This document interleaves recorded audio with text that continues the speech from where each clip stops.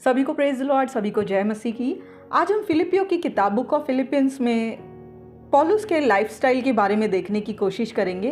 कैसे पौलुस के पास रीज़न है कि वो घमंड करे, कैसे पौलुस के पास उचित कारण है कि वो घमंड करे, लेकिन कैसे उसने जिसको वो फॉलो करता है उसके लाइफस्टाइल को अपनाया और कैसे अपने आप को शून्य किया और कैसे वो दास बन गया। हम फिलिपियों के 3 अध्याय के 5वें वचन में देखते हैं पौलुस अपने आप का इंट्रोडक्शन देता है कि मैं बिन्यामीन के गोत्र का हूँ, 12 गोत्रों में से एक गोत्र का हूँ। दूसरा, नॉलेज में मैं फरीसी हूँ। तीसरा, मेरे लिए सबसे अच्छा काम यही लगता है मुझे जो व्यवस्था को तोड़ते हैं उनको पनिश करूँ। वो कलीसिया को सताने में से एक था, सताने वालों में से एक था, लेकिन अब उसका लाइफ जब चेंज हो चुका है, उसने मसीह को स्वीकार किया है। यहाँ पे वो बताता है मेरे पास घमंड करने के बहुत से कारण हैं, लेकिन फिर भी आज मैं उन बातों को घमंड करने योग्य नहीं समझता।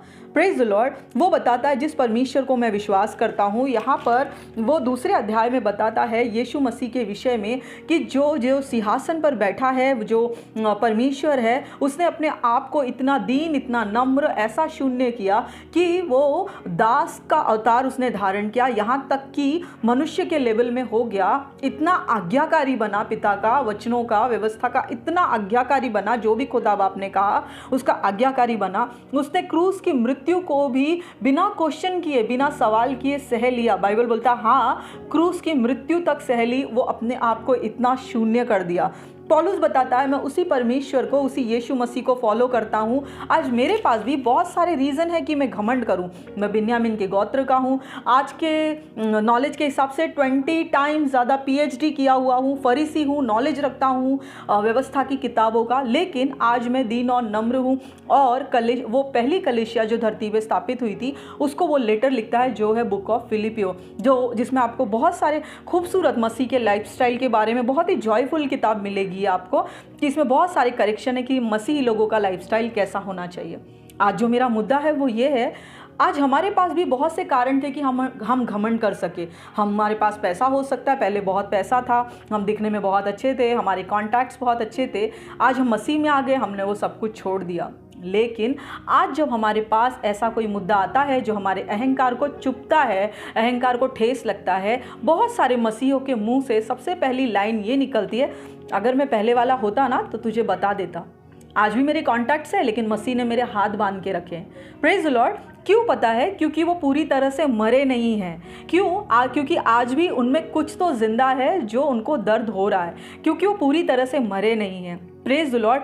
परमेश्वर यीशु मसीह जिस पर हम भरोसा रखते हैं, जैसे फिलिपियों की किताब 4 का 13वां वचन बोलता है, जिस पर मैं विश्वास रखता हूँ उस पर मैं सब कुछ कर सकता हूँ। पौलुस अगर आप पढ़ेंगे तो अपनी कमियों के बारे में बताता है, उसे कैसे फाइनेंशियल कमी है, कैसे वो हेल्थ का इशू है, फिर भी वो कैसे जब कलीसियाओं में प्रॉब्लम आती है कितना विजडम के साथ वो कलीसिया को करेक्शन दे रहा है। यहाँ पर बोलता है मेरे पास घमंड करने के बहुत कारण है, लेकिन जो खुदावन जिसको मैं फॉलो करता हूँ, जिस यीशु मसीह को मैं फॉलो करता हूँ, वो राजा का राजा होकर भी मनुष्य के रूप में, मनुष्य की समानता में आया और अपने आप को इतना आज्ञाकारी बनाया कि वो मरने तक विश्वास योग्य रहा। तो मुझे भी घमंड करने के कारण है, लेकिन जिसको मैं फॉलो करता हूँ, आज मैं अपने आप को भी वैसा ही दीन और नम्र करते हुए तुमको परमेश्वर का प्रेम विनती याद दिलाते हुए याचना करता हूँ कि अपने आप को परमेश्वर को भावता हुआ बलिदान करके चढ़ा। रोमियो की किताब में बोलता है वो हर जगह पे यीशु मसीह को अपने कैरेक्टर में प्रेजेंट करता है। Praise the Lord. आज हम बोलते हैं हम मसीह में हैं, लेकिन फिर हमारे मुंह से ये सारी बातें क्यों निकलती है कि अगर मैं मसीह में होता तो मैं बता देता, मेरे कॉन्टैक्ट्स है, लेकिन मसीह ने मेरे हाथ बांध के रखे।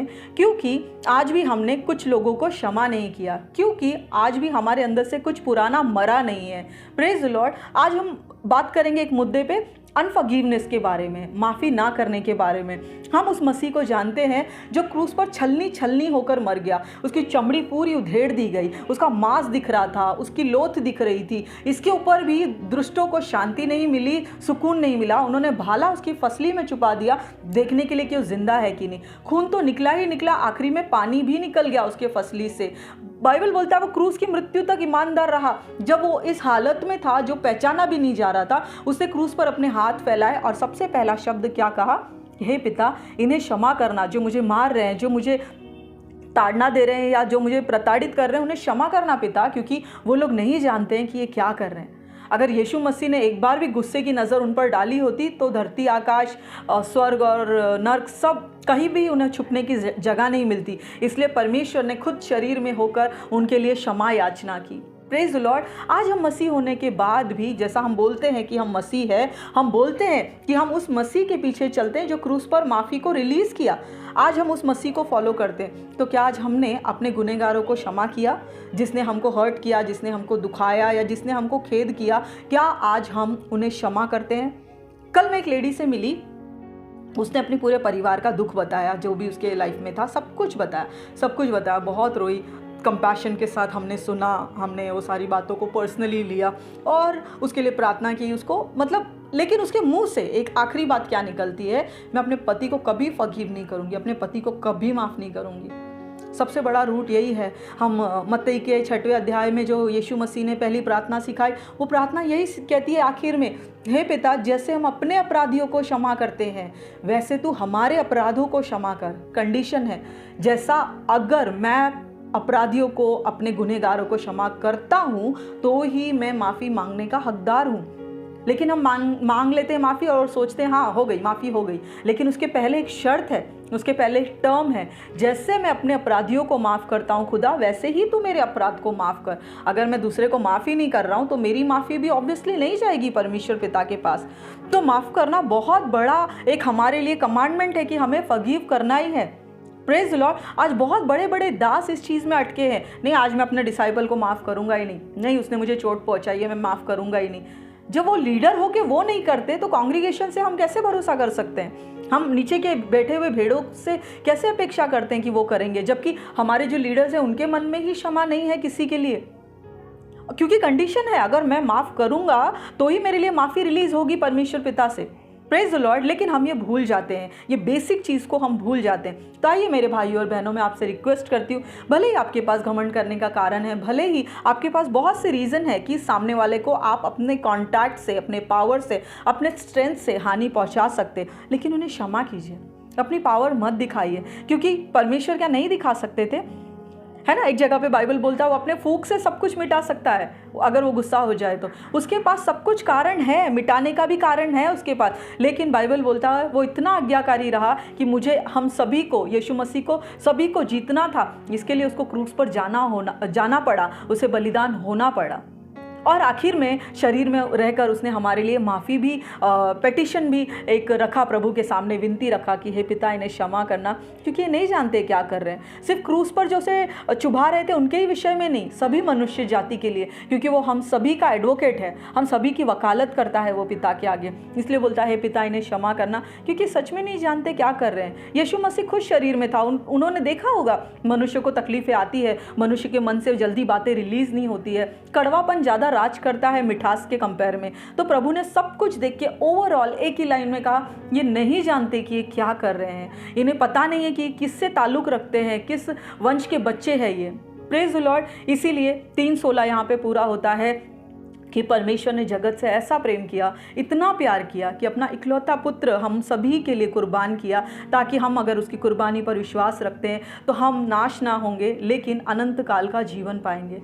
आइए मेरे भाइयों और बहनों, आपके हृदय से फॉरगिवनेस को रिलीज़ करें। कुछ भी रीज़न हो, मैं मानती हूँ 100% राइट रीज़न है आपके पास किसी को माफ़ ना करने का, लेकिन ग्रज पाल के, नफरत पाल के भी क्या फ़ायदा होने वाला है। बाइबल का वचन बोलता है, सकरा है वो मार्ग जो जीवन की ओर जाता है, चौड़ा है वो फाटक जो विनाश की ओर जाता है। आज मेरे पास गुस्सा, क्रोध, जलन, किसी के प्रति अनफॉरगिवनेस, मैं सब बैगेज लूँगा, मैं इतने सकरे मार्ग में प्रवेश ही नहीं कर पाऊँगा।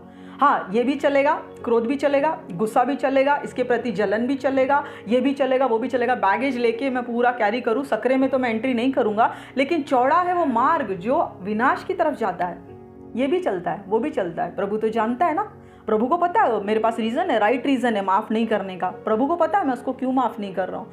आपके पास भले ही वैलिड रीज़न है नहीं माफ़ करने के, लेकिन आप सकरे मार्ग से यीशु मसीह के पास नहीं पहुंच सकते। ये वचन कहता है, सकरा है वो मार्ग जो जीवन की ओर, यीशु मसीह की ओर जाता है, और बहुत थोड़े हैं जो इस बात को एक्चुअल में समझते हैं, जो बहुत थोड़े हैं जो इसमें प्रवेश करते हैं। Praise the Lord. यूहन्ना 3:3 कहता है हमको, मुझे वचन बहुत पसंद है, जब तक मनुष्य नए सिरे से नहीं जन्मता वो परमेश्वर के राज्य को देख भी नहीं सकता। एंटर करना बहुत दूर की बात है, देख भी नहीं सकता। इसके लिए आइए परमेश्वर के फलों को थामे, पवित्र आत्मा के दान वरदान को थामे, परमेश्वर से हृदय मांगे कि खुदा बाप हमें क्षमा करने का हृदय दे। जैसे आप आए, आप उतरे, आपने मनुष्य के लिए क्षमा मांगी, परमेश्वर पिता हमें भी वो ताकत दीजिए, हमें भी वो हृदय दीजिए, हम अपने भाई बहनों को क्षमा करें। क्योंकि याद रखिएगा, परमेश्वर ने जगत से प्रेम किया है। अगर मुझसे प्रेम किया है तो जिससे मैं गुस्सा कर रहा हूँ उसके लिए भी प्रेम किया है। तो जब परमेश्वर ने उससे भी प्रेम किया तो मेरा क्या गुस्सा उससे। समय लग सकता है लेकिन इम्पॉसिबल नहीं है। एक्सरसाइज कीजिए, माफ़ कीजिए, क्योंकि परमेश्वर की हमारे लिए यही आज्ञा है। Praise the Lord. आज के लिए इतना ही। अगर और कुछ टॉपिक हो, आप वचन के ज़रिए जानना चाहते हैं तो प्लीज़ मुझे कमेंट कीजिए, मुझे मैसेज कीजिए। मैं आपको और आपके पूरे परिवार को प्रभु यीशु मसीह के नाम से आशीर्वादित करती हूँ। Praise the Lord. मैं आप लोगों के लिए एक छोटी सी प्रार्थना करना चाहूँगी। धन्यवाद करती हूँ मेरे परमेश्वर, मेरे पिता, सहायता और मदद कर राजा। मेरे प्रभु, जो भी ये वीडियो देख रहा है परमेश्वर पिता, भले वो एक व्यक्ति क्यों ना हो प्रभु जी, अगर उसे किसी व्यक्ति को माफ़ करने में दिक्कत हो रही है प्रभु परमेश्वर, यहाँ पे फिलिपियो 4:13 को क्लेम करती हूँ मेरे परमेश्वर पिता, कि जिस परमेश्वर में हम विश्वास करते हैं उसमें हम सब कुछ कर सकते हैं परमेश्वर पिता। जो मनुष्य से नहीं हो सकता परमेश्वर पिता, वो आपके नाम में आपसे हो सकता है मेरे लॉर्ड। प्रभु यीशु मसीह के नाम से आज हम उस भाई और उस बहन के लिए मध्यस्थी करते हैं प्रभु, उन्हें क्षमा करने का हृदय दे मेरे राजा, मेरे परमेश्वर, ताकि हमारा अकाउंट आपके सामने क्लियर रहे मेरे खुदावन खुदा। जैसे आप थे वैसे ही हम भी बने मेरे लॉर्ड, आपके पवित्रता में हम चले और सिद्ध होते जाए मेरे राजा। प्रभु सहायता और मदद कर कि हम सभी पर आपके जैसा क्षमा करने वाला हृदय उतरे मेरे लॉर्ड। पवित्र आत्मा हमारी सहायता और मदद कीजिए। हम सारा आदर, गौरव, महिमा, मान, सम्मान आपके पवित्र हाथों में देते हैं और ये प्रार्थना प्रभु यीशु के नाम से मांगते हैं। सुने और दया से कबूल करे पिता, आमीन। Praise the Lord. God bless you all.